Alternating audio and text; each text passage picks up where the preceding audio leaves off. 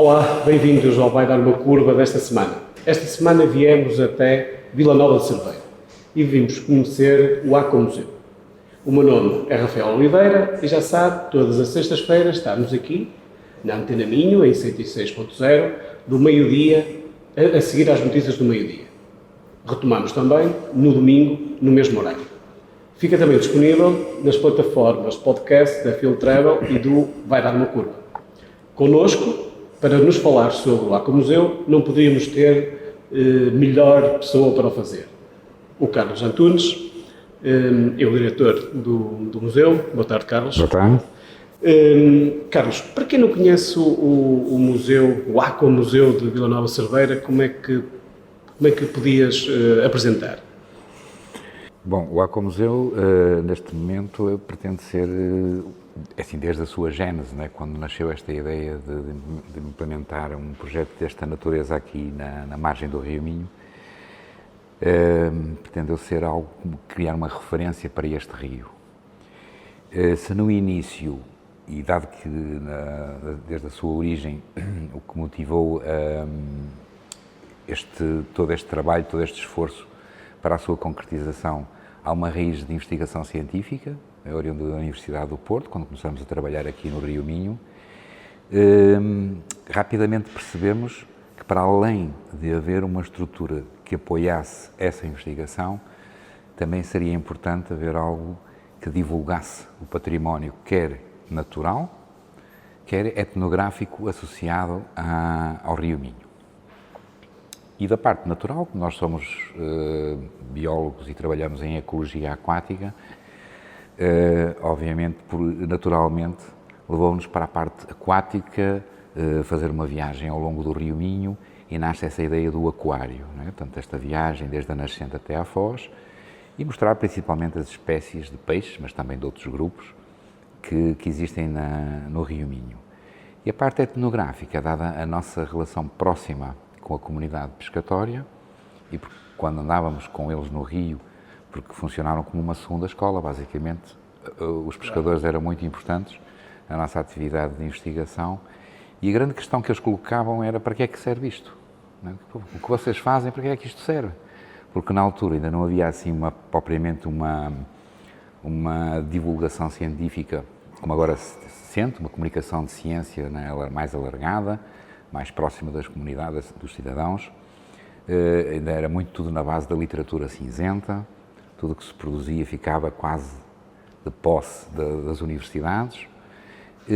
Essa questão, né, fez-nos pensar que realmente deveria haver algum retorno, né? E este retorno era, primeiro, manter viva a memória desta atividade da pesca, em que o Rio Minho é um rio fabuloso, não é? É imemorial em termos da atividade da pesca e dos rios mais importantes no contexto ibérico.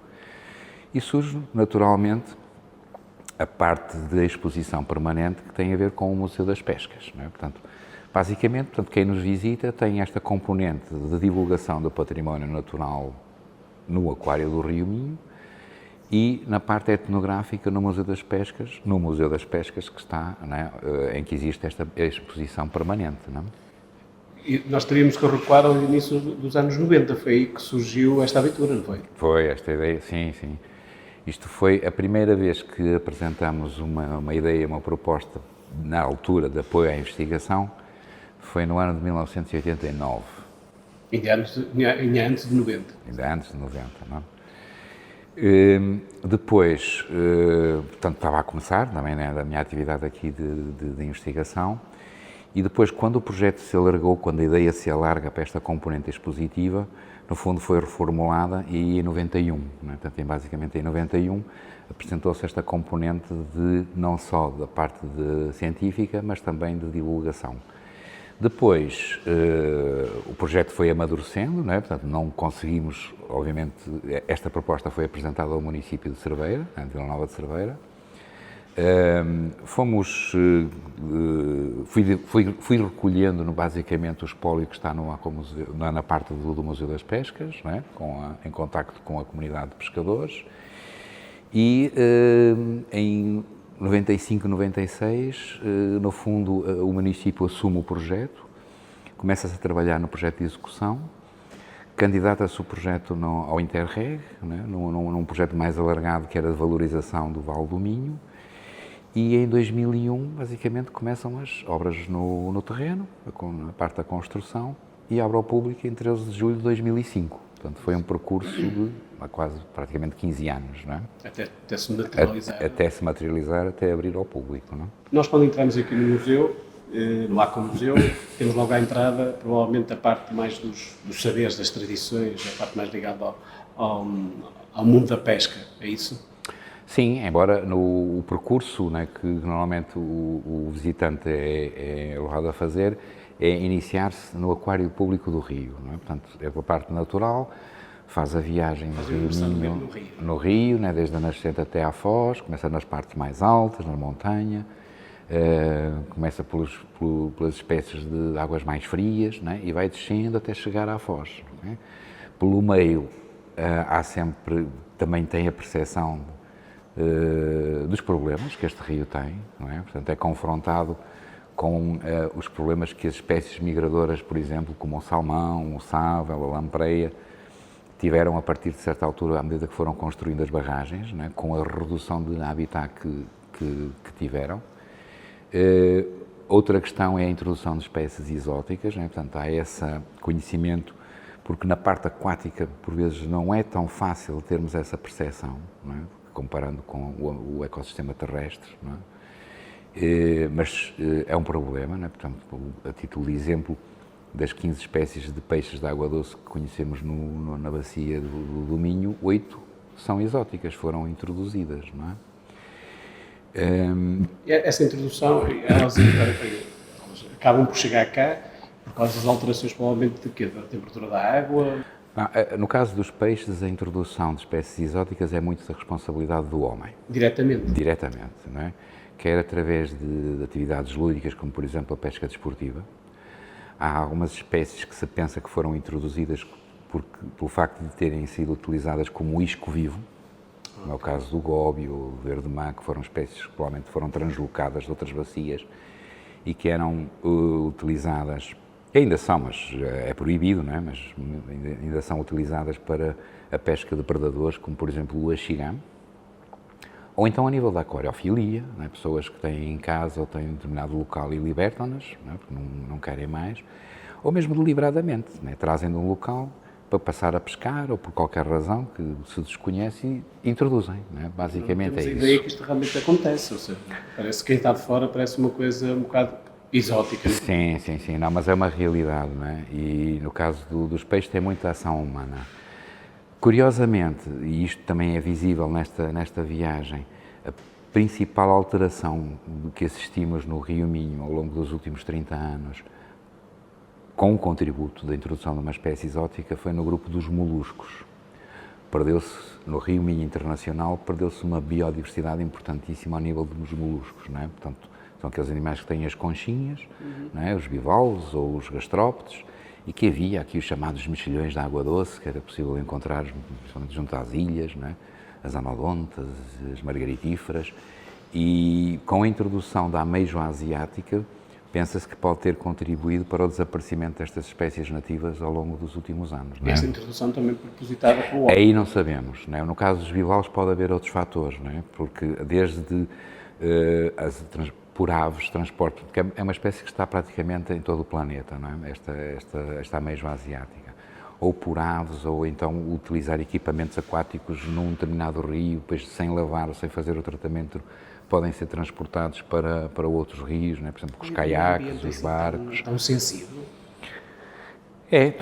Tudo isto é possível. Parece que tudo é pujante e forte, mas afinal é sensível a este tipo de... É sensível, e no caso deste grupo foi extremamente sensível, não só, provavelmente, exclusivamente pela introdução desta espécie, mas também associada às questões das mudanças climáticas. Porque nos últimos anos o que temos assistido é uma maior frequência destas vagas, destas ondas de calor. E estes organismos, estes animais, são mais sensíveis porque, como não se podem deslocar rapidamente, quando temos situações em que há diminuições bruscas de oxigênio, provocam a sua morte, não é? Há por vezes mortalidade em massa, não é? E é visível por vezes no rio haver como que nuvens de miolo destes bivalves, não é? Devido à mortalidade em massa. O que acontece é que esta espécie, como tem uma maior capacidade de filtração, que reproduz 2 vezes por ano, como que foi ganhando terreno sobre as espécies nativas, não é? E basicamente agora 99% da biomassa, não é, dos organismos de moluscos que existem no Rio Minho é esta espécie exótica, não é? Portanto, é uma coisa impressionante. Este rio, como disseste há pouco, é um rio que também é fronteira, não é? Sim. Já foi mais fronteira do que é hoje, não é um rio que separa bastante, mais um rio que une. Mas é um rio que nasce em Espanha, tem cerca de 300 km, 330, até aqui à Foz. 330. 330 km. Nós somos, na nossa costa tem quanto? 40, 50? 75 km, 75 km. os últimos 75 km servem de fronteira entre Portugal e Espanha. Aqui no Acomuseu nós temos a viagem desde a nascente, de 300 km até Sim, a Foz. a ideia é essa, não é? Portanto, a ideia sempre foi que a unidade ambiental é a bacia hidrográfica do Minho, ou seja, uma unidade com 17 mil quilómetros quadrados em termos territoriais, não é? Porque na natureza não há fronteiras, não é? Portanto, ou seja, muitas vezes havia um pouco essa tendência, mais no passado, obviamente, não é? Em Portugal, não é? Quando representávamos o Rio Minho, punhamos só os 75 quilómetros. Os nossos. Não é? Os espanhóis teriam que pôr tudo, não é? Porque também... Mas do lado português havia só aquela tendência de pôr... E o Rio Minho é mais do que isso, não é? Portanto, claro, esta unidade e tudo o que se passa na parte mais amontante reflete-se na parte mais ajusante. Por isso é que é sempre nesse sentido, o que está referenciado e a referência do projeto tem a ver com a unidade ambiental, que é a bacia hidrográfica do Rio Minho. Obviamente que o rio já não é aquele rio conforme nós muitas vezes descrevemos um rio, não é? Zona alta, zona média e zona baixa, ele existe, mas está completamente fragmentado. Não é? Portanto, as características ecológicas do rio foram profundamente alteradas pela construção das barragens. Não é? Portanto, na parte espanhola da bacia hidrográfica do Rio Minho existem 70 barragens. 70 barragens. Não é? Nós temos depois, no último afluente da margem esquerda, que é no Rio Coura, não é? uma barragem e 2 mini-hídricas. Isto significa que o curso livre de barragens, destas barreiras físicas que perturbam, não é? E que impedem esta conectividade fluvial longitudinal, são 75 km, que é a parte internacional. E, obviamente, também, dada a nossa posição geográfica, não é? Estamos aqui em Vila Nova de Cerveira, também é mais fácil, e dados os recursos que temos, também é mais fácil trabalharmos mais diretamente com a parte internacional, não é? Mas, obviamente, estamos atentos e, sempre que possível, ter informação atualizada do que existe ao nível da unidade ambiental, que é a bacia hidrográfica, não é? Exato. Ou seja, apesar do projeto aqui se debruçar mais sobre estes 70 km, temos que perceber o que é que acontece. O que acontece a montante. Exatamente. Para entender o que temos a... Exatamente. Esta relação com o outro lado do rio foi sempre profícua, foi sempre... Sim, pronto. Dentro do contexto social... É partilhado, não Sim. é? Sim. Dentro de um contexto social, nós sabemos, né, que as relações entre portugueses e espanhóis sempre existiram. Obviamente que houve aqui uma marca importante, que foi a abertura das fronteiras e este relacionamento mais aberto. Eu penso que o Acomuseu contribuiu também para uma promoção deste intercâmbio, né? Mais na questão científica, porque quando nós começamos a trabalhar aqui, este rio era completamente ignorado na nossa área, né? Basta só ver, em termos de publicações, do que existe publicado nesta área para o Rio Minho, para percebermos isso, não é? E porquê? Porque, é assim, penso eu, não é? Que para os portugueses era um rio que estava em Espanha, okay? Era periférico, okay? Para os galegos, como é um rio internacional, a administração passa por Madrid, no caso português é por Lisboa, mas também não valorizavam muito, porque não são eles que decidem, né, sobre muitos aspectos. Então era quase um rio de ninguém, não é? Que a este nível se refletiu, por exemplo, não é isso, não é? E então eu penso que, sei lá, isto é mais visível, obviamente também potenciado pela cooperação de investimentos europeus, não é? Ou seja, o facto de começarmos a achar que isto era uma área importante em termos de conhecimento, de estudo, fez-nos também procurar que houvesse projetos para esta área, né, na área da científica, da área da investigação. E, ao mesmo tempo, isso também, no fundo, como que, sei lá, quase, como é que eu posso dizer, por acompanhamento dessas circunstâncias, foi possível também entidades como a Junta da Galiza, trabalharmos com a Universidade de Santiago, trabalharmos com a Universidade de Vigo, porque o facto de existir esta referência e começar a haver conhecimento, não é? No fundo, também serviu como que alavanca e de suporte para que se fizessem trabalhos de investigação aqui no Rio Minho, despertou o interesse. E a culpa aqui do projeto. Penso que também contribuiu, não é? Também contribuiu, não é? Porque a partir daí começaram a surgir trabalhos, começamos a organizar um simpósio ibérico, não é? Ou seja, começamos a chamar colegas da Galiza, principalmente da Galiza, dada esta proximidade, né? Esta relação geográfica, e a despertar atenção para o Rio Minho, começamos a participar em projetos conjuntos, não é? E, portanto, tudo isto agora, não é? No fundo, é uma dinâmica que está no terreno, okay? E isso permitiu também que determinado tipo, não só a nível do conhecimento científico, mas também algo mais aplicado, não é? Quando foi necessário fazer um plano de gestão para uma espécie que é enguia, que por deliberação da União Europeia obrigou os países a fazerem esses planos de gestão, dada, no fundo, a diminuição em termos de estoque ao nível europeu que esta espécie está a sofrer, nós fizemos em conjunto, nós portugueses, com os colegas da Galiza, um programa de gestão, um plano de gestão para esta espécie, que foi apresentado para a União Europeia. Portanto, a nível científico, não só, como de outras áreas, tem havido uma cooperação extremamente interessante, né, focadas no Rio Minho, ou no último projeto, por exemplo, do Migraminho, em que houve uma intervenção direta no terreno, um projeto Migraminho, em que melhoramos em afluentes, quer galegos, quer portugueses, a conectividade fluvial através da intervenção direta em obstáculos, aqueles pequenos açudes que existem, né, que alguns estão obsoletos, que já não fazem alimentação para moinhos, nem para rega, mas que no fundo que criam dificuldades para esta passagem de peixes migradores para montante, né? E do lado português, a intervenção foi feita no Rio Gadanha e no Rio Mouro, que são afluentes de referência para espécies de salmonídeos, né? Por exemplo, a truta, o salmão, mas não só também, né?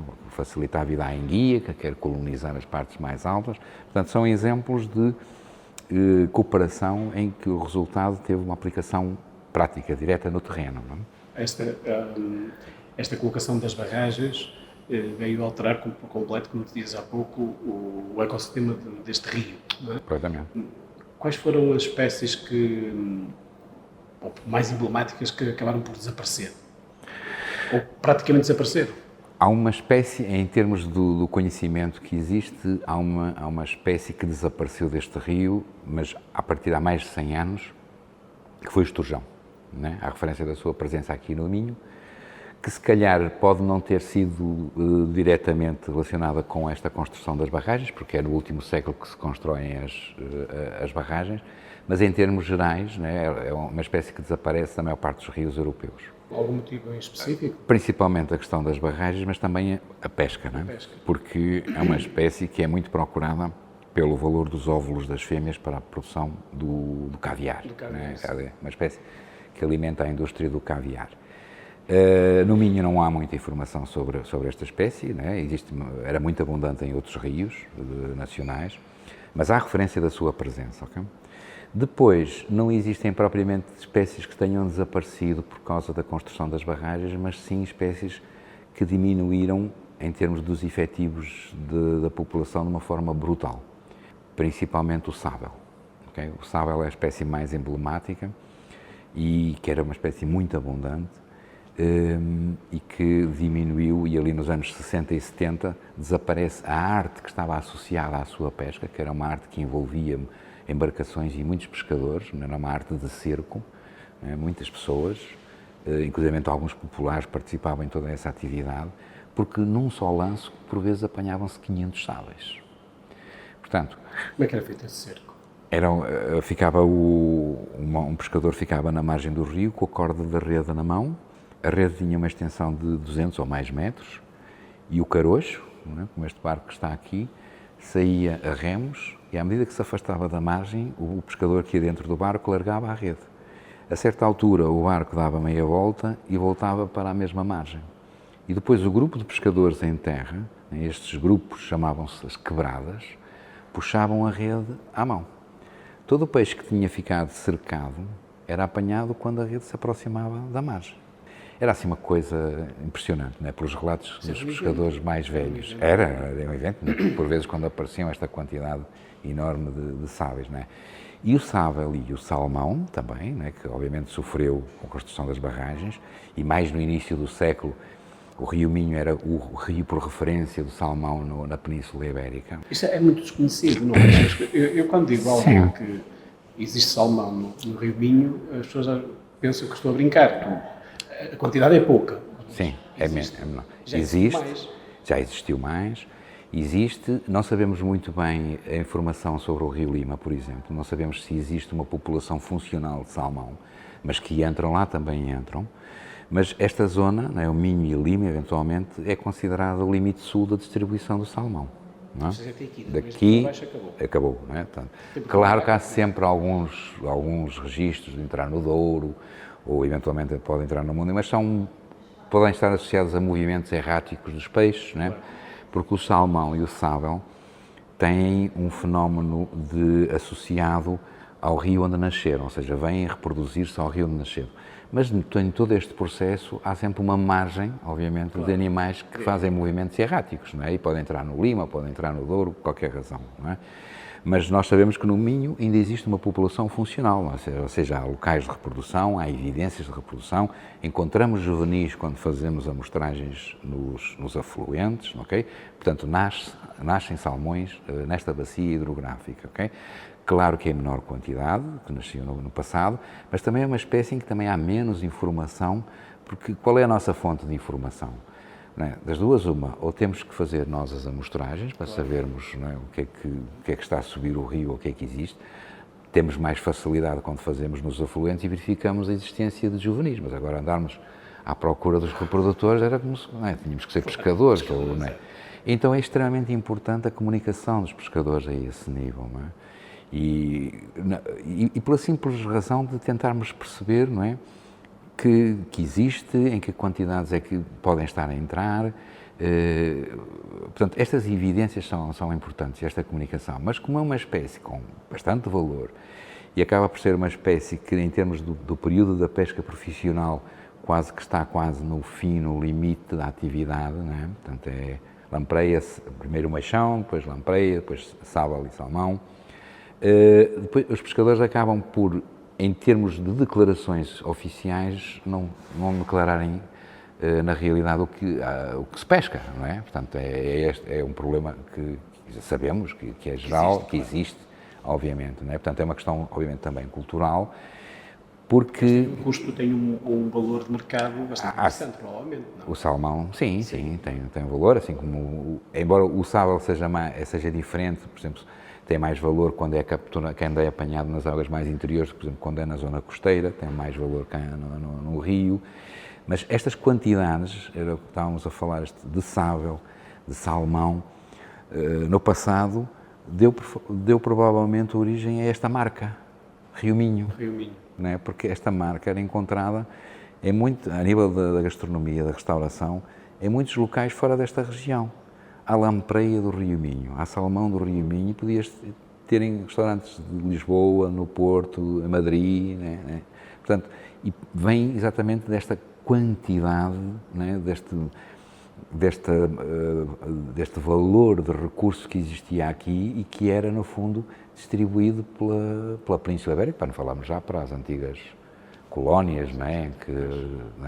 Que era enviado também, obviamente, havia principalmente as lampreias, preparavam-se umas latas em que o latoeiro, mas tipo conserva, e que era enviado, não é? Mas esta abundância, ou seja, é sinal que realmente era um rio fabuloso em termos de produção de peixes e biodiversidade, claro. A lampreia, como estavas a dizer, ainda continua a ser este símbolo que estavas a falar, ou seja, continuamos a... Provavelmente é o peixe que neste momento leva o Rio Minho, não é? A lampreia do Rio Minho tem um peso grande. Sim, dentro do grupo dos migradores, dos peixes migradores, foi provavelmente a que menos sofreu. Entre isto, por um lado, pelos dados oficiais da pesca, não é?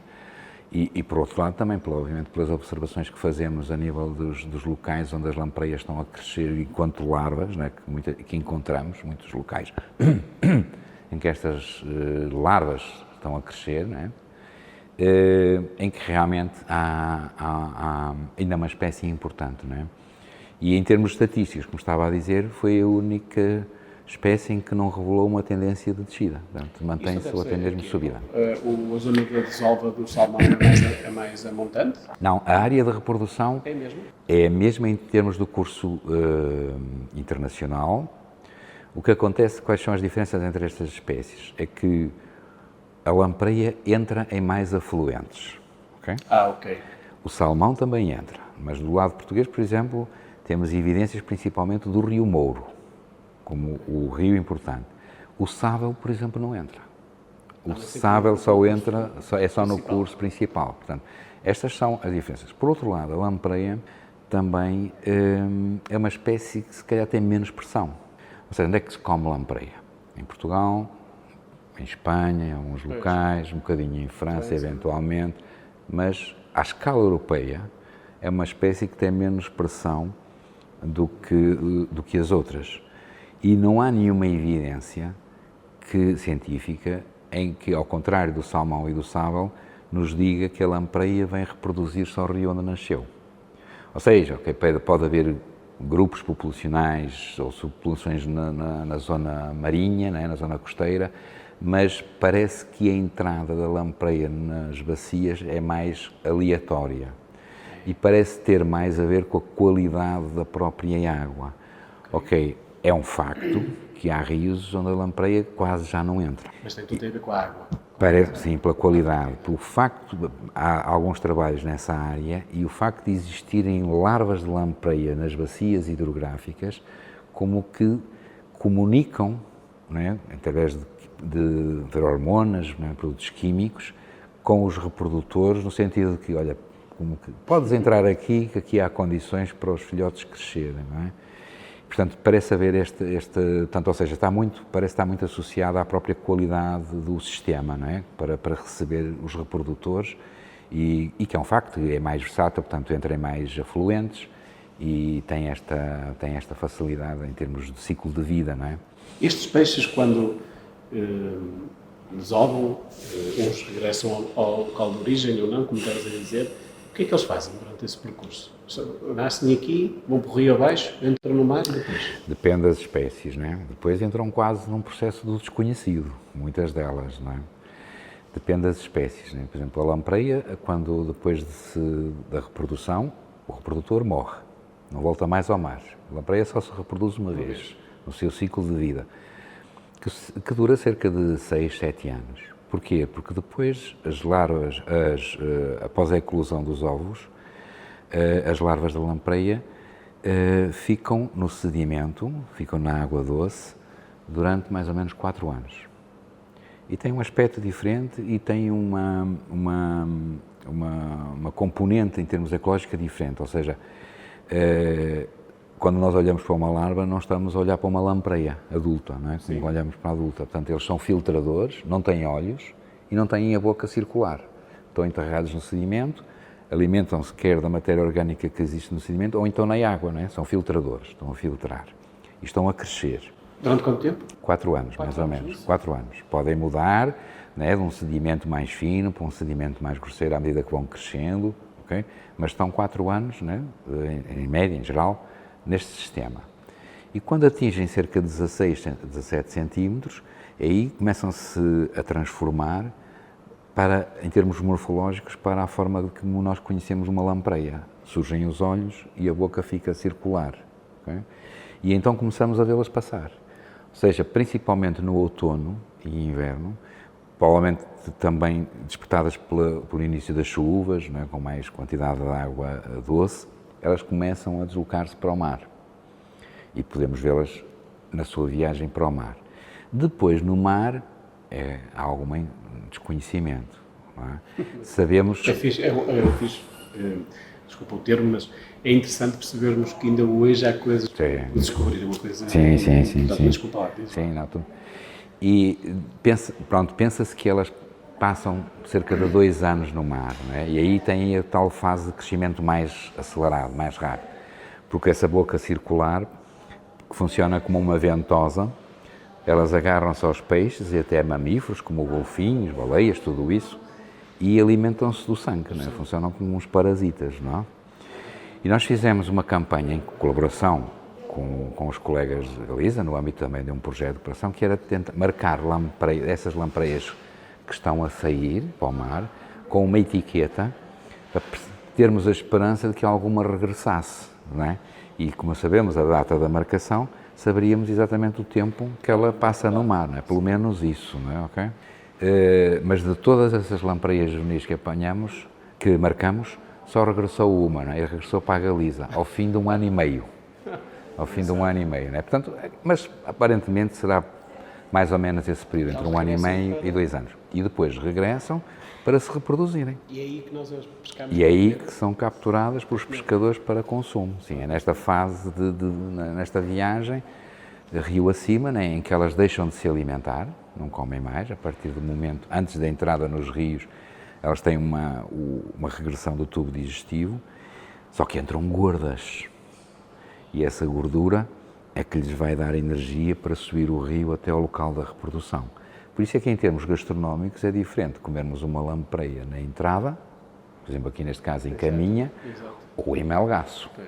E há uma tradição em algumas zonas, vilas, aldeias costeiras, de esfolar a lampreia, para diminuir o teor de gordura, não é? Para não ser tão indigesto, aquelas coisas, não é?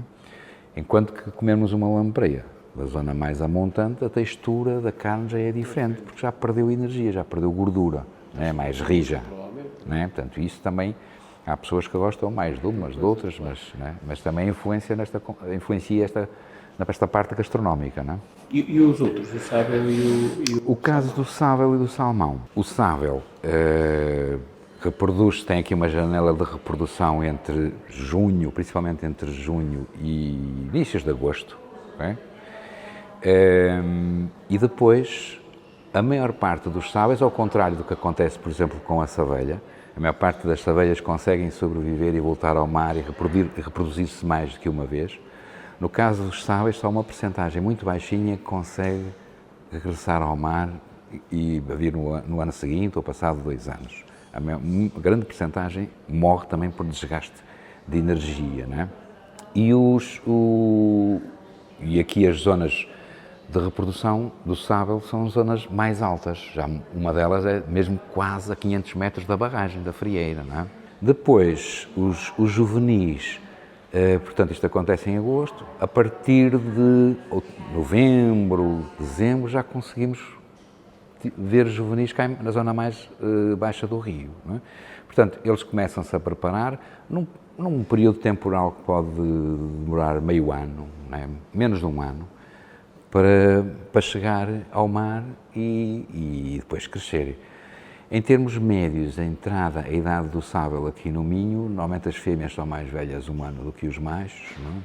Mas anda entre os 5 e os 6 anos, não é? A idade em termos gerais, em termos do pico, não é? do número de indivíduos, é mais expressivo entre os 5 e os 6 anos da entrada, ok?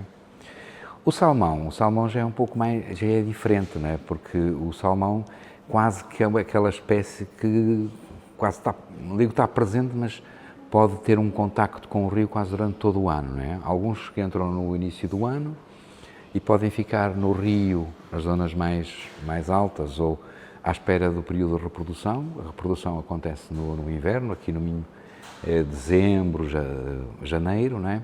e depois os juvenis, neste caso, demoram mais tempo, no caso, do que, por exemplo, comparado com os sáveis. Podem sair no primeiro ano, mas também podem esperar mais e sair no segundo ano, não é? Portanto, há uma janela temporal diferente, não é? Portanto, são espécies que têm ritmos, não é, completamente diferentes. Quando eles saem de Cairn para o mar, também há este desconhecimento? O caso do salmão, já existe alguma evidência que ele vai para norte, para se alimentar, não é? Portanto, águas mais frias, não é? Quer dizer, portanto, e depois torna a regressar, não é? Portanto, isso também há alguns trabalhos a nível da marcação, não é? de exemplares, e há essas evidências que ele diz sobretudo para norte, para águas mais frias, mais ricas em crustáceos, não é? Que é a fonte da alimentação dos salmões, não é? No caso dos sáveis, já há algum desconhecimento. Aparentemente não se onde afastar muito das zonas costeiras, não é? Há alguns trabalhos que tentam perceber esta questão da mistura ou não destas populações ao longo da costa europeia, não é? E mesmo do Mediterrâneo, do norte da África, mas aparentemente, pronto, ainda não há propriamente uma conclusão, não é, sobre esta temática, mas à partida estes são peixes que estão mais na zona costeira, na zona eventualmente da plataforma, e é uma espécie que se pesca muito no mar, não é? O sábel, um dos problemas que está associado a esta espécie é o facto de, por um lado, fazerem parte da chamada pesca acessória, não é, de outras espécies, mas é um peixe que se pesca muito no mar. Sabemos, imagina-se como é que um salmão ou um sábal consegue voltar Isso na ciência, não? Ainda não. Quer dizer, há algumas teorias, até mesmo no caso da enguia para a sua migração, né, que faz uma viagem de 4.000 km no sentido de orientação para a terra, no caso, exemplos, né, do caso da enguia, que é diferente. Porque a enguia nasce no mar, é diferente, é uma questão diferente. E depois entra na fase de enguia de vidro, o meixão. Não é? Okay.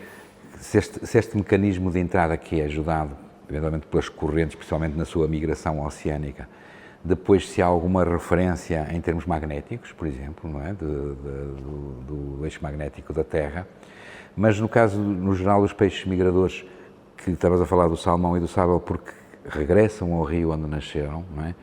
Há aqui algumas teorias que têm a ver não só o campo magnético, mas essencialmente a questão química. Ou seja, o reconhecimento químico da bacia hidrográfica, porque daí, não sei se os pescadores muitas vezes falam, quando não chove, não é bom ano para a lampreia, para o sábel, para o salmão. Não é? Este verão foi bastante seco, não é? Por exemplo. Não é? E há muito esta ideia associada às grandes enxurradas, às grandes cheias que acontecerem no inverno, como que um fator que pode contribuir para uma maior abundância depois de peixe nos rios. Não é? Portanto, daí esta questão de que liga um pouco esta identificação química da bacia pelos indivíduos pode não estar completamente dissociada disto, não é? Por um lado, portanto, haver estes mecanismos de atração. Portanto, mas há muito esta componente química, mas ainda não está completamente esclarecida em termos científicos. No meio destas espécies todas que se estuda no Rio Minho e que tu estudaste, qual é que te apaixona mais? Eu comecei com a enguia, não é? Foi migrador porque tem um ciclo de vida fabuloso, não é? Quer dizer, é uma... Temos essa história, esta vida deles. Estavas a dizer que eles fazem 4.000 km? Sim, porque é uma espécie que se estuda há mais de 100 anos, não é? E há um desconhecimento enorme na parte oceânica. Porquê? Porque a enguia europeia, dentro das 19 espécies de enguias que existem no planeta, a enguia europeia é que tem uma área de migração mais longa. Ou seja, supostamente é no Mar dos Sargassos, que é ali na zona da América Central, Caraíbas. Eu digo supostamente porque lá nunca foi encontrada uma enguia pronta a reproduzir-se, nem nunca sequer se encontrou um ovo. Está a dizer que elas nascem lá? Sim, supostamente. Supostamente. Porque só se encontraram larvas com 3 a 4 milímetros. Portanto, nunca viram lá uma enguia pronta, não é? Com todas campanhas oceanográficas, Só viram veículos autónomos submersos. Não é? Nunca se viu lá uma enguia pronta a reproduzir-se, não é? Porque elas têm um aspecto diferente, nem sequer um ovo, nunca se coletou um ovo lá. Só as larvas. Portanto, supõe-se que será por ali que elas nascem. Pronto. E depois, aí sim, né, foram feitas muitas campanhas oceanográficas, como que acompanhando a migração destas larvas e como que visualizando o seu crescimento. Okay? Portanto, existem zonas no oceano onde realmente, né, com os limites, olha, aqui tinha 5 centímetros, ou antes mais, sim. Progressivamente, até chegar à zona da plataforma continental, onde estas larvas atingem o seu valor máximo, à volta dos 8, 9 centímetros. E estas larvas têm uma forma de uma folha de oliveira. São tal e qual uma folha de oliveira. E antes de entrarem na plataforma continental, né, que no caso de Portugal tem uma extensão mais ou menos de 200 km, né, próximo da costa, elas começam a sofrer uma metamorfose, começam-se a transformar, deixam de comer, perdem os dentes e a absorver essa massa gelatinosa e começam-se a transformar na enguia que nós conhecemos, que é chamada enguia de vidro, o meixão. E começam a sua entrada pela plataforma e começam também, muitas delas, a entrar nos rios, nas lagoas costeiras. E é nesta fase que, no caso do Rio Minho, são apanhadas, não é? O meixão, a angula, como se diz em Espanha. São enguias de vidro, não é? E que têm um grande valor económico. Não é? Os espanhóis consomem muito isso. Sim, sim, grande. Aqui no passado também consumiam, né, na margem. Né? Perdemos porque começou a valer muito dinheiro.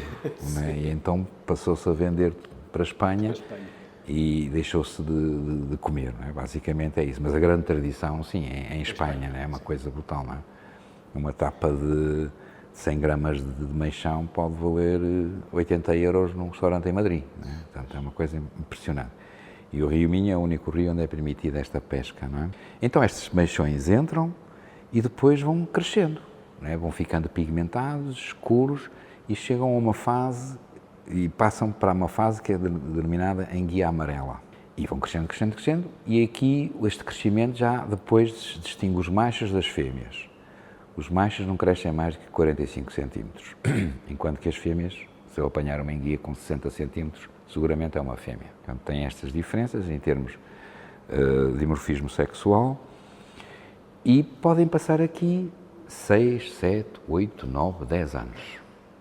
Não se sabe muito bem ainda qual é o mecanismo responsável pelo despertar do relógio a dizer, olha, está na hora de migrar.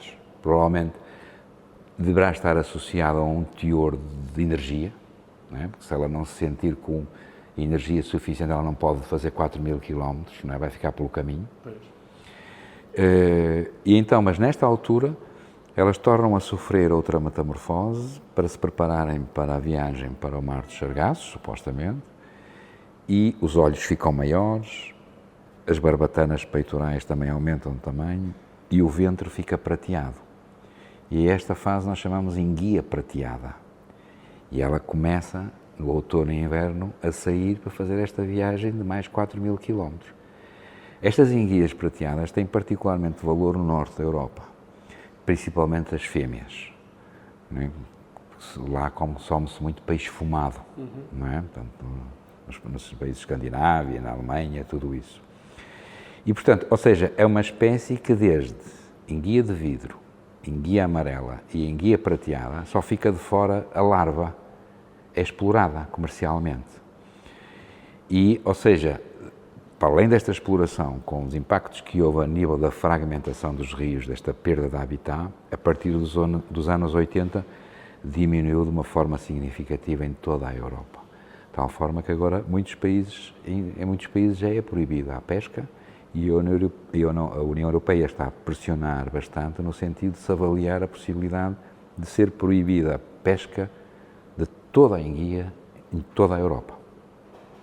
Portanto, ela está num limite, considerado já há alguns anos, abaixo, no fundo, da sua sustentabilidade em termos biológicos. Mas ela é porque ela é pescada em todas as suas fases, então? Exceto a larvar. Exceto na parte Exatamente. Pronto, agora alguns países já, não é? Por exemplo, em Portugal, o que é que aconteceu em Portugal? Em Portugal, a nível da gestão desta espécie, aconteceu que, neste momento, é proibido pesca desportiva de enguia, não se pode. Exceto o Rio Minho, é proibido pescar meixão, em todos os rios. Isto aqui é, achas que é uma coisa que vai durar muito tempo? Ou qualquer dia vai ser proibido? A pesca de meixão? Sim. Pois, depende, não é? Ou seja, há uma grande pressão, não é? Há uma grande pressão. Há uma economia à volta disto e o país, no fundo, que de certa forma segura esta economia é a França. A França? A França, porque tem uma cota de exploração de meixão de 60 toneladas. A partir de, portanto, depende um pouco destas capacidades de negociação. Ora bem, qual é o risco? A enguia tem sido um exemplo, no meu entender, o exemplo de uma espécie em que a proibição não está a proteger o recurso. Porque não é, tu tens várias formas de legislar, não é, de conservar os recursos. Para mim, a forma mais fácil, também com um argumento de precaução. Muitas vezes a proibição é dita como não conhecemos, né, e por precaução proibimos. Okay? Mas no caso da enguia é um exemplo em que realmente não está a proteger o recurso devido ao alto valor económico que tem a fase da enguia de vidro. Na última época de pesca, o meixão atingiu aqui no Rio Minho 540 euros o quilo, ao pescador. Isto significa que as pessoas acham que compensa o risco da pesca ilegal. Claro. Portanto, é estimado que cerca de 90% do meixão que circula em Portugal é ilegal. Agora, isto leva-nos à questão seguinte. Então, fará sentido abrir a pesca em todos os rios? Nesta fase, digamos, do campeonato, como se costuma dizer, era muito arrojado, porque a tendência é exatamente o contrário. A pressão da União Europeia em todos, é o contrário.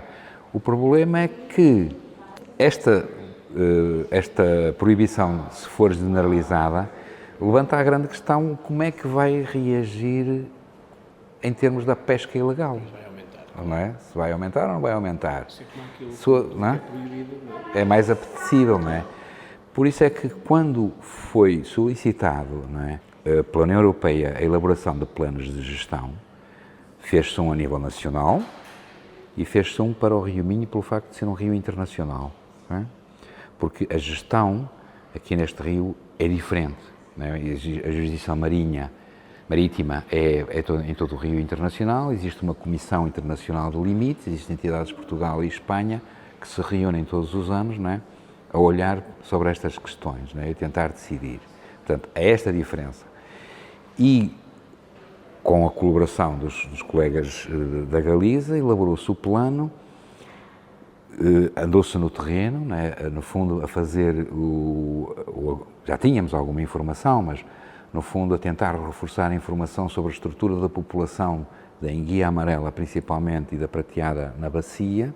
Tínhamos informação sobre o recrutamento, da monitorização da pesca do meixão e, devido à perda de habitat que aconteceu neste rio, né, portanto, a área que está disponível para estas espécies corresponde a 10% do que estava disponível antes da construção das barragens. Portanto, o meixão entra, embora a níveis baixos, as indicações, os indícios é que o que entra não tem espaço suficiente para crescer. Muito dele acumula-se na barragem da Frieira. A Junta da Galiza, os colegas da Junta da Galiza, todos os anos recolhem enguias já pigmentadas com 12, 15 centímetros que querem continuar a subir e não conseguem lá na escada de passagem para peixe. E são capturadas e são redistribuídas pelos afluentes. Portanto, dadas estas evidências, foi preferível, não é, manter a pesca do meixão controlada, okay? Sabemos o que se pesca, pagam-se impostos sobre estas transações, proibiu-se a pesca da enguia amarela e prateada, porque apesar de tudo, ok, comia-se enguia aqui na região, mas não era assim algo muito marcado, muito comum, e com isso estamos a privilegiar a saída dos reprodutores. Né? Os que existem aqui querem sair, saem, né? Portanto, não há pesca deste grupo da população. E manteve-se, decidiu-se manter a pesca do meixão. Até quando? Eventualmente não sabemos, não é? Se as condições que temos conhecimento a nível da população se mantiverem, somos favoráveis a este modelo. Mas, obviamente, se vier uma imposição, não, quer dizer, não somos nós que decidimos, né? Se isto for posto a nível comunitário, obviamente que terá que se acatar essa decisão, sempre com este alerta, não é, de incógnita, o que é que poderá acontecer a seguir, não é, em termos da relação dos furtivos com esta espécie, não é? Carlos, nós, com esta conversa, no fundo, já fizemos a viagem pela parte do aquário, e agora estamos a chegar ao final do percurso dentro do Aquamuseu, que é o sítio onde nós estamos, que é o sítio dos saberes, no fundo, da arte, da pesca, das memórias. O que é que nós podemos encontrar aqui? Pois, aqui tentou-se organizar esta parte do Museu das Pescas, portanto o espaço não era muito, mas podemos encontrar uma componente mais pedagógica, mais didática, que é utilizando as maquetes, não é? Portanto, ou seja, acho que era importante, quando falas em redes com 120 metros ou 60 metros ou não sei o quê, e dizer que estão no rio e pescam assim, pescam sol, tentar mostrá-las, né, em 3 dimensões, como é que realmente elas se posicionam na água. Portanto, temos esta componente em que é possível vermos como é que funciona uma tela dos meixões, que é uma arte exclusiva do Rio Minho, nasceu aqui no Rio Minho, okay? Porque um dia há um pescador galego de Amorim, na zona de Tui, chamado José Gaioso, que decide começar a pescar mais meixões do que os colegas. E então, no Caroxo, começa a fazer experiências com 2 varas e uma rede mosquiteira muito fininha a tentar conduzir os meixões para o barco dele, enquanto que os outros estavam todos a pescar na margem, que era o tipo de pesca que se fazia em todos os rios nacionais, não é? Só que as correntes, o vento e não sei o que mais, aquilo não dava assim muito jeito, ele foi evoluindo em termos técnicos e nasce a tela dos meixões conforme a nós conhecemos hoje. Claro que os outros pescadores começaram a ver aquilo, também começaram a copiar, não é? E no início da década de 70 já eram tantas telas, ou já era uma série de telas, que no fundo eles organizaram-se e fazem uma petição à capitania, dizer, olha, era importante regulamentar esta arte. E aconteceu isso, e nós temos dados da pesca, né, da tela dos meixões, desde 1974. Portanto, será, no fundo, o ano oficial de início de registros de pesca, né? Mas também temos o tresmalho, a lampreieira e a picadeira e os ancoradouros, portanto, tudo isso. Depois, tudo o resto também temos representações em barro, okay, em que representam principalmente a tela dos meixões e o algerife, né, porque o algerife é a tal rede de cerco que foi descrita há pouco, né, para a pesca do sábal, e que era uma coisa enorme, né, grande, e envolvia tantas pessoas, em que existe essa representação em barro. E depois tudo o resto são, no fundo, as artes que se conseguiram obter, ou partes delas, né? Temos um pano do algerife, porque é uma rede com 200 metros, e os botirões das pesqueiras, né? As artes que conseguimos tê-las em tamanho real e mostrá-las, mantivemos isso, não é? Todas as outras tentamos montar um pouco estratégias para que se tornem visíveis, né? Nem que seja em termos de exemplificação. Mas desde os viveiros, as caixas, né, para as lampreias, a forma como os pescadores se mantinham as lampreias vivas, que eram em caixas de madeira, até o caroxo modificado, né, que está aqui no museu, um barco em madeira, que era extremamente interessante, em que o original era um barco à vela, né, basicamente, não é?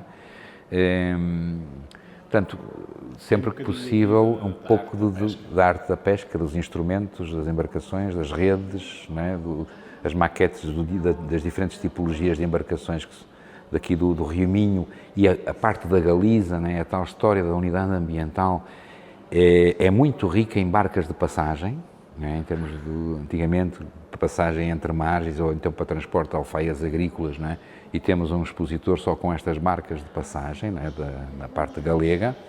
Aqui na parte internacional existia basicamente a gamela na zona de Caminha, que era uma embarcação que vai ao mar e também pesca no rio, o caroxo, né, aqui na zona de Seixas para cima até à Lapela, né, e depois a batela nas pesqueiras. Portanto, eram basicamente 3 tipologias mais recentes, embora havia um caroxo maior de dimensões que era mais de carga, né, transporte, né? Sim.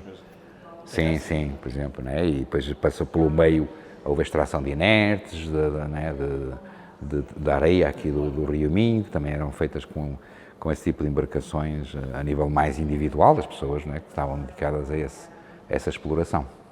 Muito bem, Carlos, obrigadíssimo. Foi um prazer enorme esta conversa. Do gosto.